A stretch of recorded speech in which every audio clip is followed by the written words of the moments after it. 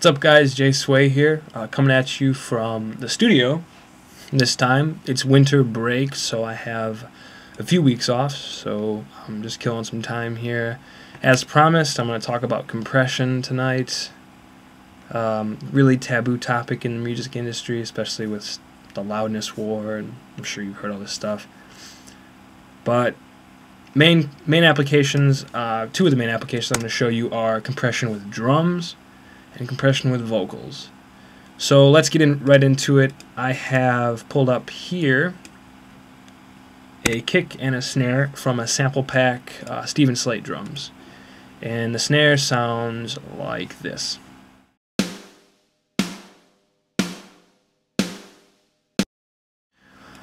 Alright, really consistent. They're MIDI files, so they're going to be consistent. There's the same drum hit over and over again. Let's pull up Logic's compressor just because everyone using Logic has it. I don't want to use third-party plugins when no one else has them. Let's turn the ratio up to 2 and the knee down just so I can explain what this all means here. Alright. So, circuit type. These are choosing between models of different types of compressors. You can go through here and see which one you like. The Platinum is Logic's default. Sounds probably the best out of all of them. What I used to use before I got different compressors that I liked even better, but for the most part I stick to Platinum. Now, what this curve here, I call it the input-output curve. I'm not sure if that's what its formal name is, but the x-axis is input gain, what's coming into the compressor, and the y-axis is output gain, what goes out of the compressor. And you can see here that the ratio controls the slope of this upper end here. As I move this down, it gets less. If I move this to higher ratio, it gets less C. All right, and you'll also notice that the slope of this line up until this point is 1, meaning that any volume, any gain that comes in here is exactly what goes out there if I put this gain to 0. So what goes in, what comes in goes out until we get to this threshold. Now this threshold, lo and behold, is controlled by the compressor threshold. If I put it down to minus 20 dB here, and we go on the input curve to minus 20 and we scroll up here, we see that once we get to minus 20, that's exactly where this kink is. That's where the compressor starts to turn things down. So for every 2 decibels that I go past this point, say I go to minus 10 dB input, I'm going to only get out minus 15 dB. And that's if the attack and release settings are set so that would happen immediately. So yeah, that's the gist of what that graph means. Also, the Platinum and these different shapes are going to have different shape curves. If you put the knee on, you're going to have different shaped curves with the end of it and whatnot. So that's what's going to affect the character of your compressor, is the shape of the actual compression part of it. So the attack and release settings then are, well, I guess the attack setting is how fast does the compressor turn down the volume to get it to this 2-to-1 ratio once it passes the threshold, right? So a fast attack, immediate, like this, would be that once it gets past it, it's already following this curve, right? If I have a slow attack, it's going to follow this curve, go above it, and then come down according to, well, right now, 98 milliseconds it would take to get down to this curve, right? Generally, different attack settings are needed for different applications, but it's generally more important than release settings unless you're using the compressor in sidechain filters, where release is really going to give you your feel.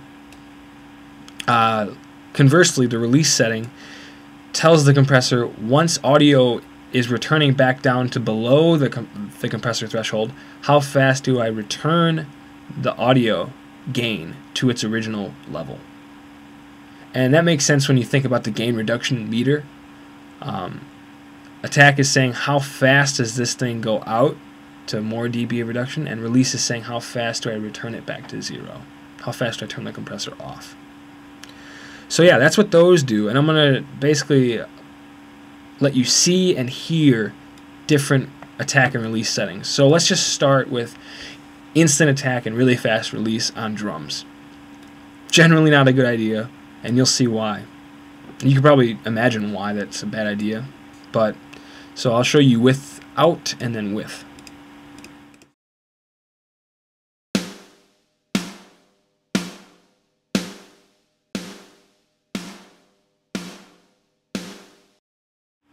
So you can hear we really flattened out the transients there, right? We made the tail louder relative to the transient. And if you can't hear that, with time you'll be able to hear the effect of compressors, and I really made it drastic here so you could hear it. And I'll bounce this in place with the compressor active so you can visualize what I'm saying. Notice here, this is with the compressor and this is without. The transient is turned down relative to this one, so the tail is louder relative to the whole thing. If I normalized this or made this transient as loud as this one, the tail would be louder than this tail, right? So why is that happening? Because I have the compressor here set to 0, meaning that this transient is getting turned down by the compressor because the compressor is acting immediately. Also, the tail isn't really being affected because I have the release setting down to 5 milliseconds. Once the transient passes, the compressor shuts off. So we're just basically turning down the transient. And that's not really what you want to do for drums when the transients are your life and blood. That's what drums are. The life of drums is in their transients. So generally not what you want to do. So I guess with that in mind, let's problem solve here. What should we do? We should probably set the attack up to let the transient through. What would that sound like? Well, here's without and then with.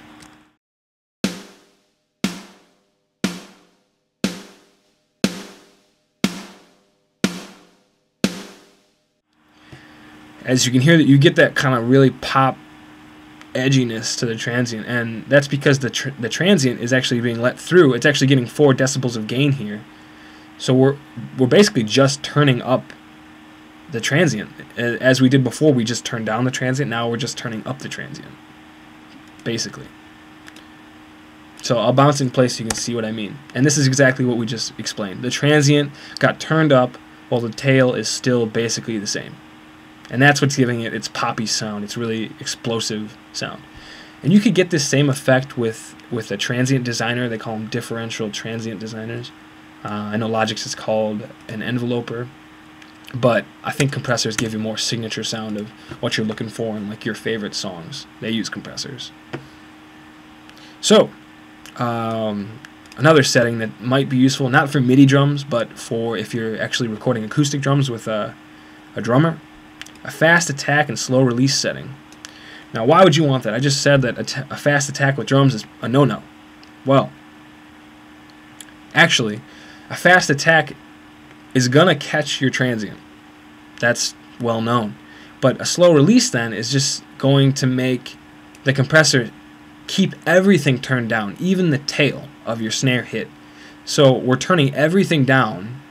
We're not really changing relative levels then of the transient and the decay, right? We're not altering anything, we're just turning everything down. Why would you want to do that? It's not changing anything. Not true, because overall, if a drummer hits his snare weaker on, say, beat 4, whatever, than beat 2, this setting will actually make the hits more consistent because you're going to be in this range of the compressor where the output is more narrow than the input band, right? So like this, in this section, 20 dB of variance or difference translates to 10 dB of difference here. So it's making a more consistent snare hit. Not very good demonstrational purposes are my MIDI drums because they are the same audio file 4 times. But take my word for it, it would make drums more consistent for an actual human player on an acoustic set.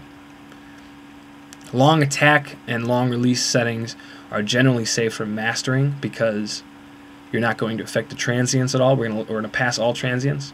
And basically it's going to give you slow gain changes to basically glue your song together, try to make pieces fit together. Long attack and fast release, I'm not sure why you'd use that, but I'm sure you could think of a way. Maybe it's just for an effect. I'm not sure. Moving on from a snare now, we're going to look at this kick drum I got pulled up here. It sounds like this.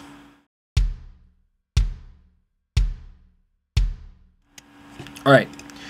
One thing you should look up, just for your own sake, are Fletcher-Munson curves. They are contour curves that show equal loudness for each frequency.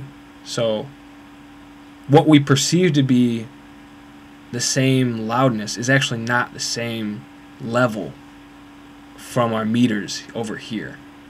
What we think to be loud is not the same as what Logic thinks to be loud. Equally loud, I should say. So generally, bass frequencies need to be mixed louder for us to hear them at the same loudness. I know it's really probably not clear at all, but in doing that, we're going to mix our bass just inherently louder than our treble frequencies. And our compressor, therefore, is going to react more to the bass frequencies because they're just dominating.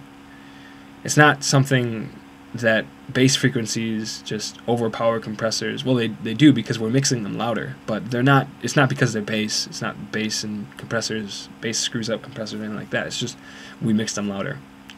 So when we're compressing a kick drum, though, this is something we need to be aware of, that the compressor is going to be reacting almost too much to the bass frequencies if we're not careful. So if you're not listening for it, you could suddenly get through your mix and you don't know where your kick drum went. It's probably because the bass of the kick drum is just making your compressor go crazy. So a way around that is just to filter out the sub bass in the compressor key. What do I mean by the compressor key? I'll show you. So on this track, we're going to again pull up the compressor. I'm going to let the transients through like we just discussed with a fast release on a peak setting. And again, for demonstrational purposes, I'll turn the need down to 0 and the ratio up to 2. Now, turn the threshold down so we get some compression going. As it stands now, the compressor is going to listen to the whole audio file, 20 hertz to 20,000 hertz. Okay. If we want to filter out that sub bass, we can pull this little drop down menu here, and we got a whole bunch of goodies in here. We got distortion, never used that before, not sure how it sounds. Sidechain filter, this is what we're going to use to filter out the sub bass, right? And you can use a bunch of different filters here. There's band pass, low pass, high pass, parametric EQ, high shelf. We're going to want a high pass filter to get rid of those low frequencies, right? We're going to set the frequency to about, I don't know, 200. That'll get rid of that thump. And yeah, so if we want to hear what that sounds like, we can just go to listen, and this is what the compressor is going to be acting upon. This is what the compressor hears, and it's not going to be what the compressor is going to be turning down. It's not going to be what it actually sounds like. It's what's going to be triggering the compression. So let's listen. Right, perfect. We just have that beater sound. That's what we wanted. That's what we want to compress, not the thump. We want the thump to stay the same. So I'm going to turn this from listen to on, so we get actually the sound of the kick drum coming through. And we should. I'll just show you the effect of what we just did, without and then with the compressor.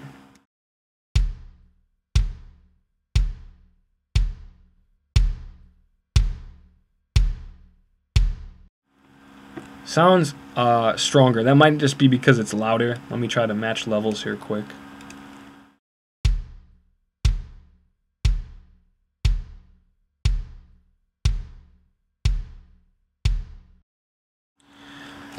Alright. It's making the beater sound a little bit more edgy. If you can hear that, good for you. It's really minute, really subtle, but I'll give it to you again here.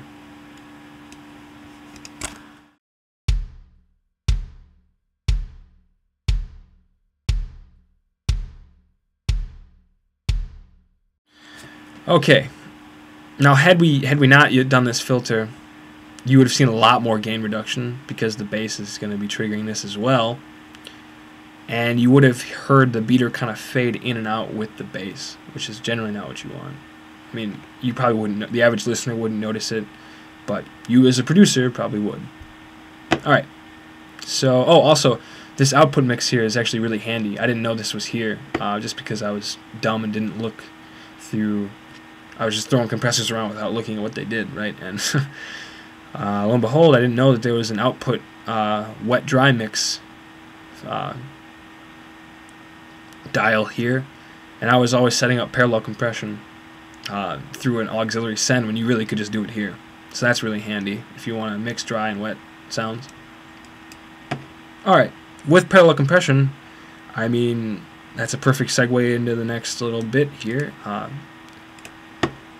Let's just listen. We're going to bust these drum sounds together, the kick and the snare, by pulling up our mixer, highlighting both tracks, sending their outputs here from stereo out to a bus. Call it bus 1. Logic will automatically create that bus, and we'll call this drum raw. Okay, so those tracks are feeding into this bus, and we're going to create a send here because we want in parallel a compressor to also work on this audio. I'm also going to turn this to pre-fader because I don't want it to be dependent upon where I place this fader. I don't want this fader to change how my compressor will react on this track. So I'm going to use pre-fader. And then I'm going to set it to unity by holding option and clicking it really quick. It works on anything in the mixer. If I have a pan pot set to like left, option click, it'll put it back to 0. If I have a bunch of faders set down, I can option click, sets them back to 0. Option clicking in the mixer is really handy. So now on the, I'll call this para for parallel. On that track, I will put a compressor. Same kind of settings.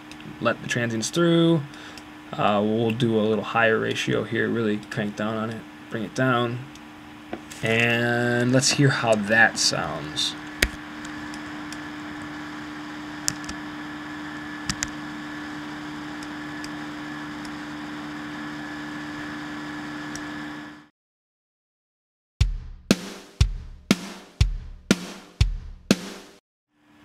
You can really hear the compression on it. So that's what we want, right? We want that really heavily compressed sound. And I also bus them to bus 4 here, and I'll just call this drums. It's really handy to have your instruments bus together on a single fader, so you can automate them later, maybe bounce to stems and whatever you want. Alright, so I'm going to fade in this compressed copy of our drums, and you can hear what it does.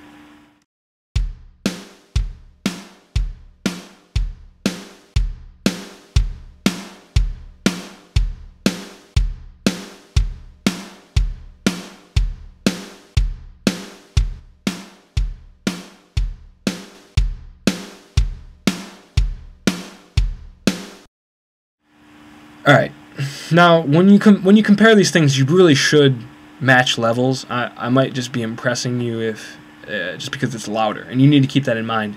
Make sure you judge things not because, oh, it's louder, it's better. Judge them at an even level so you can really make the call, does this sound better? Not is it louder, does it sound better? But parallel compression is a handy tool. Really beefs up your drums if you have thin sounding drums. Can add that poppy effect of the compressor really well. Also, you can automate this parallel bus by going to the automation section of your channel strip, going to read, and then that channel strip will now be in your arrange window right here called para, and you can go ahead and automate any plugin that you have on it, like the compressor, threshold, and stuff, the mix and all that good stuff, the sidechain filter. Incredible, right? And say we wanted a little bit more of that punch in the chorus, we could just automate it up a little bit in the chorus and then bring it back down for the verses. So that's handy as well. The possibilities for automation are endless, but that's just one of them. So we got that parallel compression. Not sure if I missed anything. Let's move on to vocals, shall we? So I'll mute the drums here, and I'll unmute this vocal passage that I got pulled up here. This vocal is from a acoustic remake of a song I just recorded of Perfect by Pink. The vocalist here is named Hannah. She did a superb job. This is her raw take. So let's take a listen. You're so mean when you talk about yourself. You were wrong. Alright, you can hear her crescendo and decrescendo in her phrase, and you can see it as well.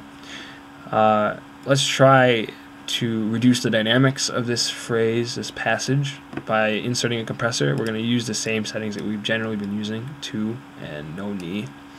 I'll bring the threshold down. Since vocals are not generally, the transients of the vocals are not the most important part of, like drums, the transients are the life of the sound, but vocals transients are not necessarily as important as the drum with drums. So we can get away with a faster attack and a faster release. The default settings here are actually pretty much fine where I would set them. Also, generally, if a slower attack and a slower release on a vocal line will give you a duller sound. It'll sound less aggressive than if you had a fast attack and a fast release setting. You're going to hear the compressor a lot, and it's going to sound probably harsh if you dial up at like 6 dB gain reduction. So we're going to keep it, dialed back a little bit. Try to just kind of find a happy medium. Yeah. So let's listen to without and then with. You're so mean when you talk about yourself. You were wrong. You're so mean when you talk about yourself. You were wrong. Alright, so we can hear that we brought down this kind of crescendo peak here. We brought it down basically to where everything else was. And also you could hear more breath. You could hear more of that background noise, kind of her breaths between phrases. So if I bounce this in place like I did for the drums, you'll see exactly what we just heard. We heard this getting turned down more consistent, and we heard louder breaths, like this section right here. Right? So exactly what we heard, we see in the waveform, and I think it's really helpful to see these things as you hear them as well. So, what was I going to say? Oh, yeah. When you compress vocals hard like that, you're going to get some artifacts, sometimes unwanted kind of S sounds. And that's the whole premise of a de-esser, right? If you compress things hard, you're going to get nasties in the treble frequencies from S's and sibilants, right? And what I used to do was I would EQ really carefully pre-compression, I would compress, I would EQ post-compression very carefully, and then I would put a de-esser last in my signal chain, just so you wouldn't hear it. If I compressed after that, you wouldn't hear it kind of louder. So the last thing I would have in my signal chain is a de-esser. It worked okay for a while, but I kind of wanted to try something different, so I just thought, what if I split the audio into different frequency bands, kind of take out the treble frequencies, and don't compress them? I mean, it's not going to hurt anything to try, right? So this is what I did. We'll take off this compressor. We'll put in 3 inserts, 3 sends, I should say. Sorry, not inserts. For 3 different bands, bass, mid, and treble. And again, we're going to put these at pre-fader because we don't want it to be dependent upon where we place this fader. We don't want there to be less compression if we put it here or more compression if we put it here. So I'm going to turn it actually all the way down because we don't want the audio to actually come out of here. We want it to come out of these channel strips, these auxiliaries created right here. Alright, so I'm going to bust these all together to bus 13. call this Vox. I'll call this one bass. I'll call this one mid. I'll call this one treble. Turn up the bass. Turn up the treble. Alright. I'm going to insert an EQ on each of these, channel strip EQ, to act as my crossovers. Another way you could do this, which I haven't found to be any better, I haven't really tried it, but is to use multipressors, Logic's multiband compressor, to use their crossovers, just kind of solo each band. Make sure you have the same crossover frequencies on each.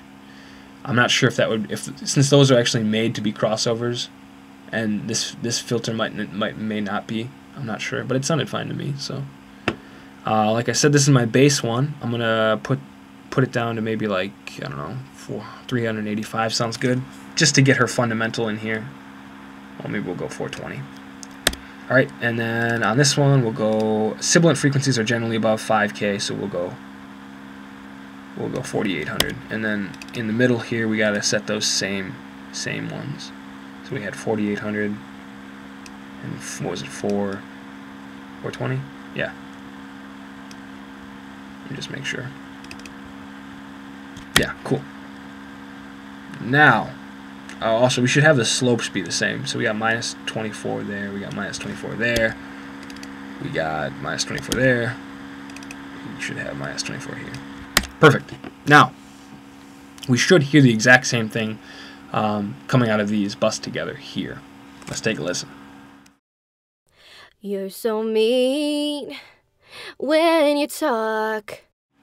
Sounds the same to me. So let's go ahead and listen to what we want to compress, this mid-range.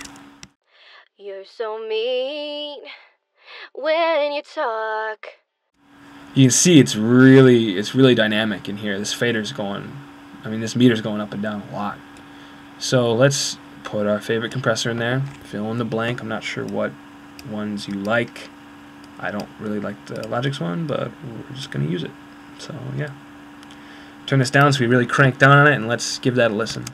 You're so mean when you talk about yourself. You were wrong. Beautiful. All right. And like I said, we're going to leave the treble open. Let's listen to the fundamentals, see if that should be compressed. And when I say fundamental, I mean the lowest frequency produced by Hannah's voice. You're so mean when you talk about yourself. You were wrong. Okay, I like it all except for that "you" at the end there. It really peaks out when she says, "You were wrong." So let's just try to contain that. We'll just kind of kiss it on the top there. I have to act pretty quickly. You're so mean when you talk about yourself. You were wrong. Beautiful. All right. Now let's turn this down a little bit. I usually like my vocals to be a little thin, but the fundamentals should still be present. I'll also turn this up to give it a little bit of that sizzle on top. But again, this treble is not going to sound harsh, so I can turn it up a little bit.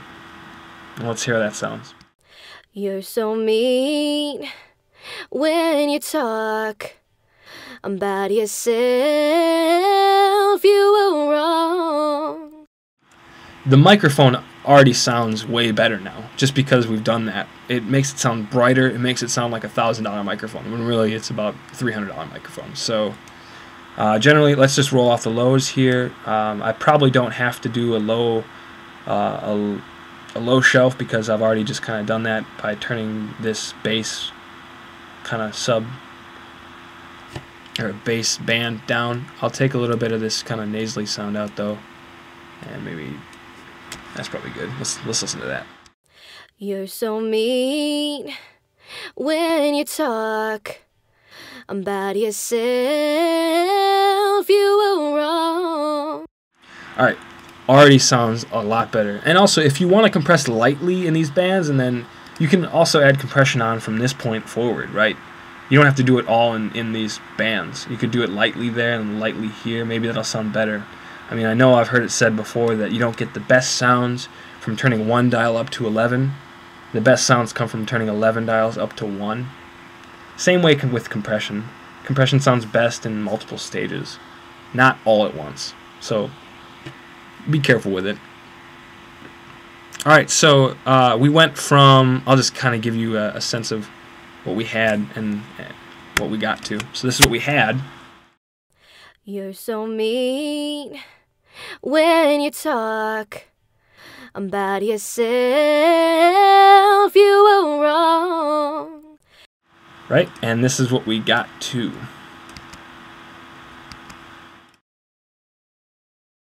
You're so mean when you talk about yourself. You were wrong. Microphone sounds way better. Her voice sounds more sounds brighter. I know I'm gonna love that a lot. It's gonna be a lot easier to mix with that crisp upper mid range. So hopefully that kind of, you know, makes your microphone sound like they're, you know, worth twice as much.